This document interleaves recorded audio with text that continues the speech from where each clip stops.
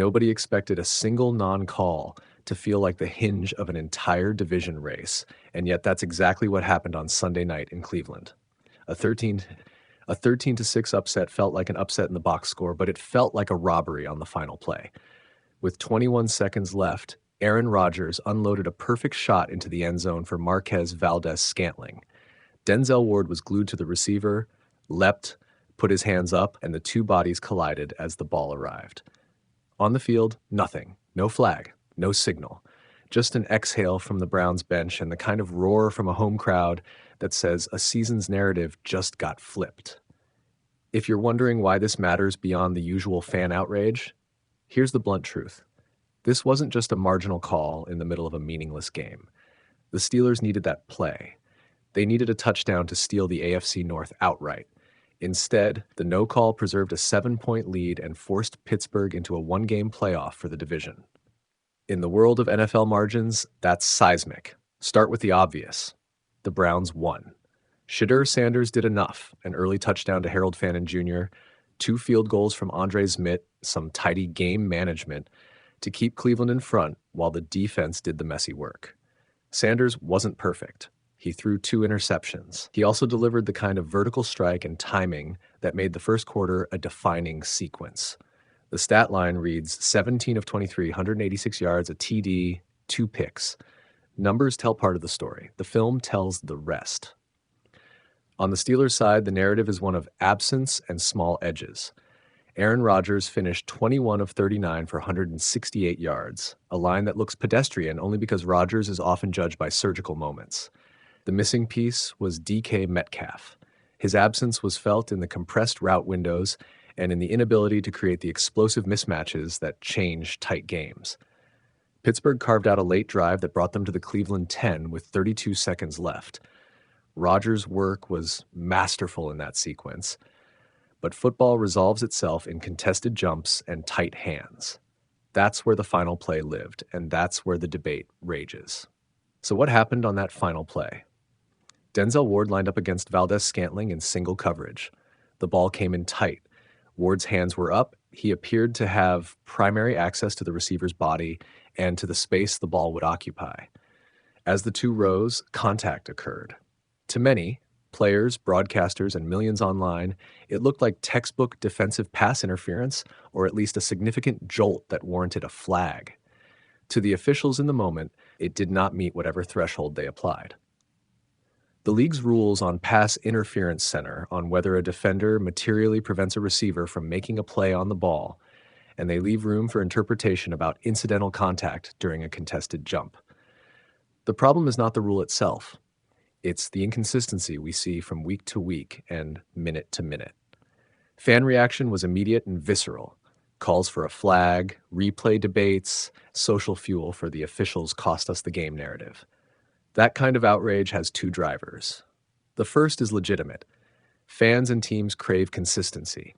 If a contact looks similar to one reviewed and penalized in Week 5 or Week 12, why did it draw a different ruling here? The second driver is emotional. The stakes were enormous. Human beings are wired to react bigger when consequences are larger. When a call wipes out a potential division crown, the reaction escalates.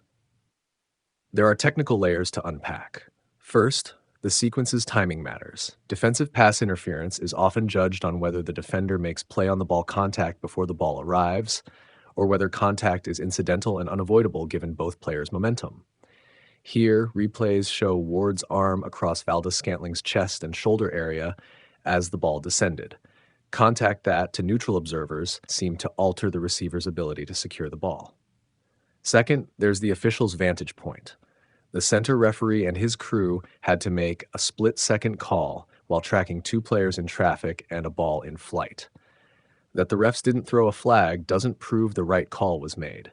It proves the league will always have moments where camera angles and replay slow things down, but can't change the human judgment made in real time. We also need to consider why this single no-call stings so much. It's not only about one play. It's about a season's worth of marginal decisions.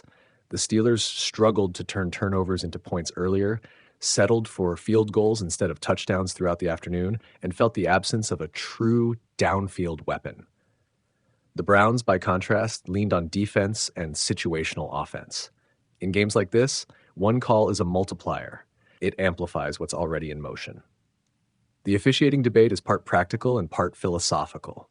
On the practical side, the NFL could adopt more transparent enforcement guidelines, clearer rulebook language, consistent post-game explanations, and perhaps a more robust in-game communication protocol. On the philosophical side, the league has to balance two goals that often conflict: protecting players, especially quarterbacks and defenseless receivers, and preserving the sport's physical, contested nature.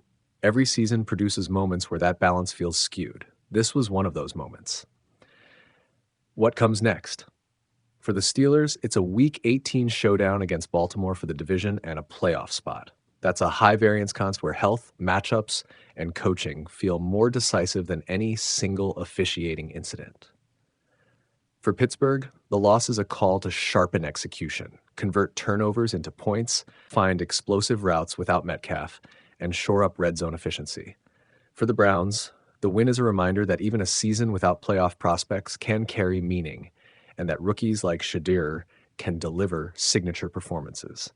For the league, this game will be another data point in the officiating conversation. Expect social outrage to mount for a day. Expect talk shows and analysts to rehash angles. Expect fans to demand clarity. Whether the NFL issues a public statement explaining the crew's logic is unpredictable. The league often declines to dive into specific play-by-play adjudication unless there is a glaring, admit-able error. But the broader institutional pressure continues.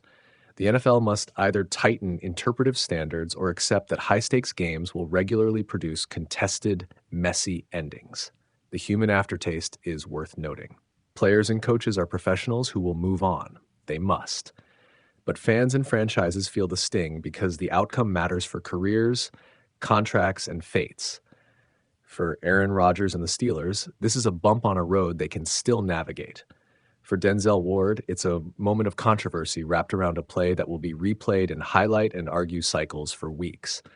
For Shedeur Sanders, it's a growing chart of competence, a rookie touchdown, clutch game management, and the kind of road win that forces a franchise to reevaluate.